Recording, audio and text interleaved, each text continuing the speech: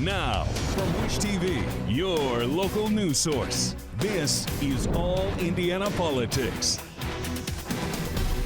And good morning, everyone. Thank you for watching All Indiana Politics. I'm Phil Sanchez. We want to start this morning with a longtime state lawmaker who's retiring from the General Assembly, but not from politics. Republican Jim Merritt represented Marion and Hamilton counties in the Indiana Senate for 30 years. Before officially stepping down 1 month ago, he had been the longest current-serving Republican state senator, but his decision has launched speculation that he's looking to win a different office in the State House. And let's welcome in Jim Merritt now. Jim, always good to see you. Thank you for taking some time, sir. Thank you. Merry Christmas. Same to you. We'll start off with this question, something that I've been kind of thinking about for a while. Why leave the state legislature now?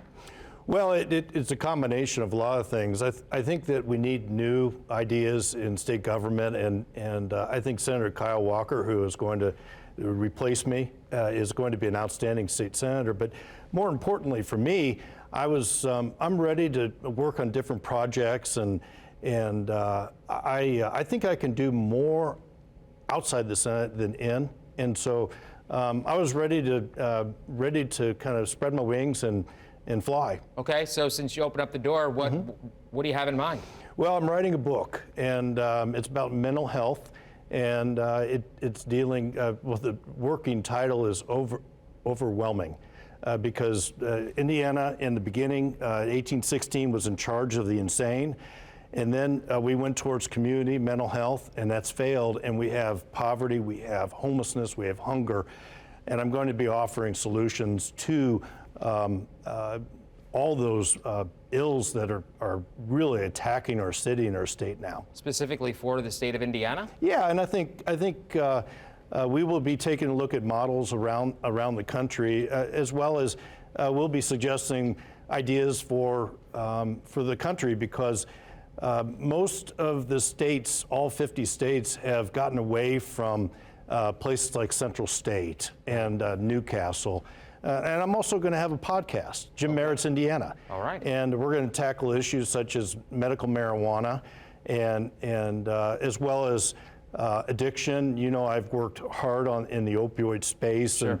and trying to help those that are suffering from addiction. And so it's going to give me a lot of time to work on issues I care about. Medical marijuana, one of those issues. Explain. Well, I was never really able to speak out on that, and what I want to do is learn more about it. And there are 5 states that have legalized medical marijuana, and I want to find out why, and what they did right and what they did wrong, and just take some time to study it and find out. When you've done as much work in the heroin space, and killing heroin, as I call it, you know that that veterans and people that are suffering from an incredible pain might resort to opioids. And if that pain can be eliminated through medical marijuana in a prescription with high fences, if you will, high regulatory guidelines, let's take a look at it. But I want to learn more about it, and I'll be coming out with a podcast on it. Okay, so you know a lot of people are going to watch this, Jim, and they're going to say this is a precursor to a run for the governor's office in 2024. What say you? I have a lot of interest in running for governor in 2024. I think my experience, 30 years experience in the state Senate, being a business owner, my run for mayor, which didn't end up so well, I really feel like I can be a part of the future of Indianapolis and Indiana, and politics is in my blood, and I think the issues that I care about are integral in the future of the state of Indiana. What would you think? What do you think the type of job that Governor Holcomb has done so far? What would you give him as a grade? Well, I think it's been a very interesting 4 years for him. The last couple governors and the legislature has set up a framework where the governor has grown the state with jobs. For instance, water. We have 106 communities that are doing a lot better job with water management, and that's all because of Eric Holcomb's administration. So I think the administration's done an outstanding job of governing. This pandemic has tested us all, including Governor Holcomb. And I like to say that Indiana's made up of small communities, and John Mellencamp said it well, small towns. And that's a very difficult proposal to govern with the pandemic that we had. And I think that I can continue the momentum in 2024. I was going to say, getting back to the coronavirus pandemic, your thoughts on how he's done governing under it? I think he's done well. I think it's very difficult that Salem, Indiana, be considered alongside of the city of Indianapolis, or the state of Indianapolis. And so it's just difficult to say to a shop owner in Salem the same thing you're saying to somebody in the city of Indianapolis. And so these are trying times. There's no question about it. It's a tough job being governor of the state of Indiana. And I'm up to it.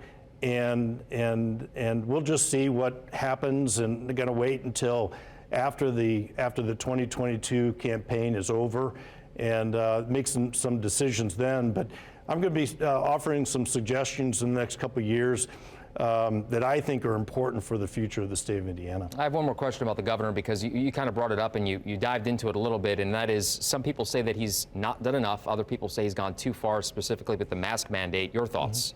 I think it's all about communication. I think that it wouldn't be a wise thing to have a special session in the last 6 months. But, and yet I think talking to legislators throughout the state of Indiana is just very, very important. And I would encourage the governor to do so in the coming months. And this legislative session is going to be one for the books, because they're not going to be able to have the transparency in person in committee hearings. And it's just going to be a really, really tough situation for the legislature and the governor, with not a whole lot of funds coming in to the general fund. You're talking about $30 billion plus for a 2-year budget. I'm almost out of time. I have time for one more question. What will be the most difficult thing for the legislature come January, in your opinion?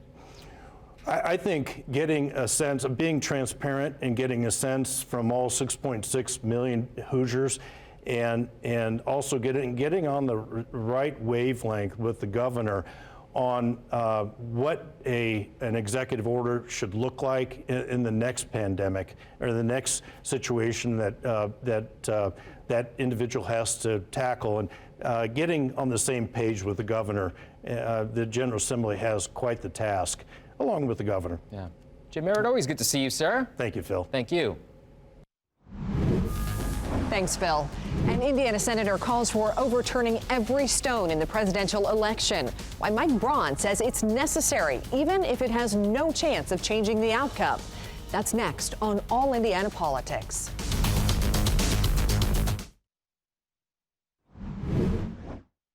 We used to have what was called Election Day.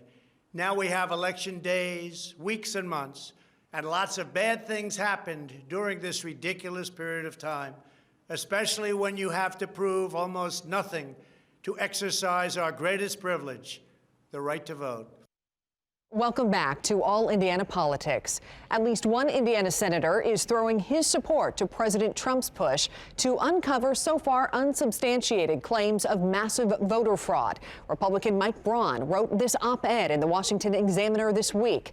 He says the Trump campaign has found sufficient irregularities to merit further investigation, and that asking questions about mail-in ballots is not sour grapes over an election loss. He goes on to write, if we don't turn over every stone in this election, there's little chance for the country to come together on anything. Our All Indiana Politics team asked him about those election claims. William Barr yesterday said essentially there's no there as far as widespread fraud. Do you believe there's enough fraud to overturn this election? Is Joe Biden the president-elect? And if Republicans were that worried about the voting system, why not take an action before November to improve it? Those are all valid points, and I think that that probably ideally should have been done. Don't know how much. This was an unusual year when you take the normal course of an election and you do throw many states into formats that were not familiar. I think that creates a proneness towards things maybe not going according to Hoyle. And I think that if you widespread and systemic, if you meaning that, I think that's going to be a hard case to make. But on the other hand, I think there's a lot of other stuff that probably needs to be checked into. I'll give you a few particulars. In states where you had a lot of absentee ballots, mail-in ballots, especially absentees where you have to request it, you ought to make sure that the requests lined up with the ballots that were actually cast. In places where signature verifications weren't adhered to in the way that you normally do. Those are items that would have been part of those 80 recommendations that came from a bipartisan commission. So that's my point. There are clear thresholds in terms of vote certifications. I think that is passed in most places, especially the 6 swing states that have been under scrutiny. And then the next would be when the Electoral College meets on December 14th. And if it's not made by then, that is when everyone is going to have to say, hey, the best effort was made to find this. If not, and even President Trump in the White House has said they'll do that. Does that mean he'll concede, go out without causing a ruckus? I don't know. But I think that's the turning point where, and if you don't pursue, overturn any stone that says there's something there, you're going to have half the country not satisfied with how the process was done. Several state and federal judges have tossed out lawsuits connected to the Trump campaign, saying there is no evidence of widespread election fraud. Indiana Democratic Congressman Andre Carson has said President Trump's refusal to concede harms every American and hampers national security efforts. Coming up, our political experts are standing by to talk more about the calls for election investigations. That's next on All Indiana Politics. And welcome back to All Indiana Politics as we welcome back Democrat Drew Anderson and Republican Whitley Yates. Good to see you both. Thank you for spending some time with us once again. I want to start with Senator Braun's call for more investigations into election integrity. And Drew, you call this performative politics. What do you mean? I mean, he is literally discrediting our democracy and our electoral system just to appease an insecure, outgoing president. And look, man, like, it's stated in the Constitution that we have elections and they are certified, and this election is certified. And so this stunt by Braun is disrespectful to the U.S. Constitution, to our democracy, and to the millions of voters in Indiana and across the country that cast their ballots for this election. And to coddle this president who just refuses to read the room just shows, quite frankly, that we can't trust him. Whitley, your thoughts? Wow, those are some pretty strong words from Drew. I think the Democrats have a short memory. In 2000, they were at the courts to investigate the 2000 election because they thought that there were some voter issues within that system. I think that it is very clear here with the wonderful job of Secretary of State Connie Lawson and the security of our election that we are obviously leading the way in this, but it is very critical that all legal votes are counted and that Americans have faith in the integrity of our election system. So that is very important. And so as the Democrats did in 2000 and as the Republicans and President Trump are doing right now, we are going to let this process play out and see where it goes. But Whitley, I think, go ahead. Can I chime in for just a second? I think Whitley also fails to remember that it was not Donald Trump that won the popular vote. And the actual difference when it comes to the margins were far, far closer than what this election today showed. And it shows Joe Biden win by more than 5%. Okay, well, in 2016, he didn't win the popular vote and still became president, Drew. Thank you. Right, we do have an electoral process to be fair here. Now, Whitley, the call for election investigations, though, is that damaging the Republican brand? Why not say Donald Trump lost, people rejected him, but still shows Republican views for the House and Senate? I mean, for a lot of people out there, it's kind of easy just to say that. Why not the Republican Party? I think what is important here is that what we've seen time and time again in years and years on both sides of the aisle is that when there is suspicion around an election or there have been issues and irregularities that they are investigated. That is something that both parties have done consistently throughout history. I think asking the Republican Party and President Trump to do that, to just let bygones be bygones and settle when there have been irregularities that we've seen, specifically in Michigan, that's not fair. I think that there is a process, and we are going through the process now. And until the dust has settled and things have cleared, we are going to be in that process. It is not for the Republican Party to decide. It is no longer in our hands. Drew? I mean, the election's already been certified. Joe Biden has won. And speaking of, the Republicans take that they're fraudulent votes. I mean, there was a lawyer and a man down in Florida that was urging Republicans to move to Georgia to actually fraudulently vote in that special election. Right. So let's actually look at the facts here. So, a question for both of you. The Electoral College meets in just 8 days. Do you think the talk of the election integrity, is it going to die down after the Electoral College meets? Drew, we'll start with you. I mean, I sure hope so. And it's just because the majority of voters and Americans and Hoosiers were ready to move on. The only person that doesn't want to move on is the guy in the White House and the senators like Mike Braun who want to coddle Tim. Your thoughts, Whitley? I think it'll ramp up even more and potentially add more fuel to the flames that have already been burning. Let's bring it back a little bit more local. Big news came out on Friday. The state announcing that Elanco has chosen the former GM stamping plant site for its new headquarters. Whitley, some say this is a big win for the governor. Absolutely. I think what we saw in this situation was a political tug of war between the city of Indianapolis, specifically Mayor Joe Hogsett, and with Ambrose Property Group, where they were overextending their reach. They weren't having limited governing thoughts, and they were trying to strong arm them into taking over this property. And what we see is with strong leadership, specifically from Governor Holcomb, that we have Elanco coming here. We have more jobs coming to Indiana. And this is a win not only for Indianapolis, but for the entire state. Go ahead, Drew. I know you want to jump in on this one. I know. I'm really, Whitley is right. It is a win for Hoosiers. It's a win for Joe Hogsett. It's a win for the democratically controlled city council. But taking a step back for a hot second, the reason why it's a win for Hoosiers, and it's because there was a study that came out about a week ago that showed that all those jobs that Holcomb and Pence and Daniels promised over the years, they were all low-paying jobs. They weren't high-paying jobs.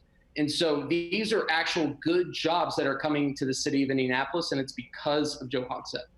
Absolutely incorrect. It is not because Joe Hogsett. If it was up to the city, they were suing and they spent a lot of money going back and forth attempting to take this property from Ambrose Property Group. So the truth of the matter is, instead of allowing Ambrose as a private business to do what they were supposed to do, right, they tried to come in and take it. And so we know what happens when the city of Indianapolis has overreaching arms. And the truth is, I don't see anyone fighting for the Far East Side or Hallville. I don't see Mayor Hogsett attempting to take any land on those sides of town.